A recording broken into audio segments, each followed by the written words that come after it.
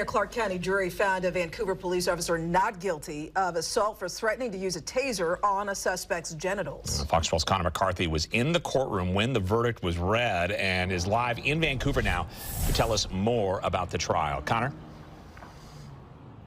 Well, Pete and Riel, this trial lasted about 2 days, and despite the city of Vancouver's efforts to convince the jury said that Andrea Mendoza was not guilty of fourth-degree assault. Now, after the verdict, there was celebrations on Mendoza's side of the courtroom with supporters and her defense team hugging her.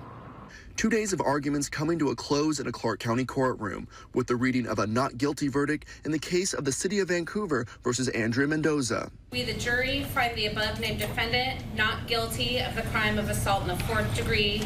Mendoza was charged with misdemeanor fourth-degree assault for threatening to use a taser on a shoplifting suspect's genitals in May of last year.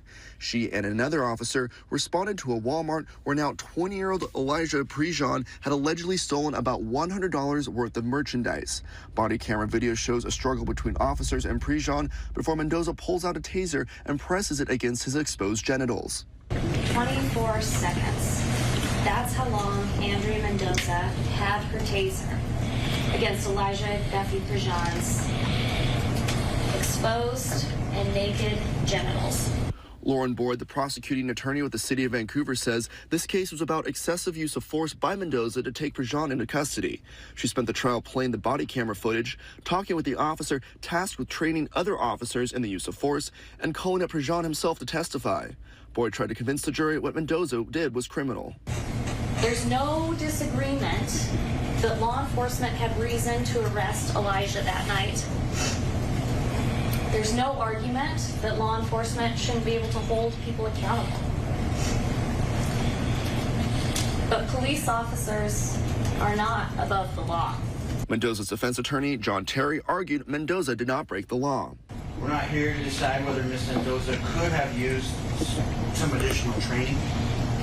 We're not here to decide if after months of considering what could have been done better, maybe a couple things could have been done better. We are here to decide whether or not a crime occurred.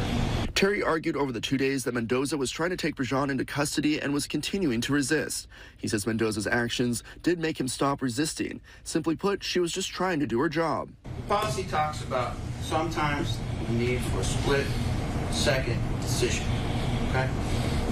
And making the best decision is not required. In the end, jurors sided with Mendoza. The local police union, the Vancouver Police Officers Guild, sent a statement to Fox 12 about the verdict saying, quote, "From the beginning, the VPOG has unwaveringly maintained that Officer Mendoza did not commit a crime. We also pointed out that the prosecution's decision to charge her in the first place was driven by politics. Even the alleged victim did not want to press charges. We appreciate that the jury could see through the obvious lack of merit in this case and come to the only fair verdict." Well, Pete and Riel, we actually just got information from Vancouver Police about the verdict, and they say since the trial is over, their internal investigation will resume. That's because right now Mendoza is on administrative leave, and as of now, according to this press release, she still remains on administrative leave until that internal investigation is concluded. But for now, reporting live in Vancouver, Connor McCarthy, Fox 12 Oregon.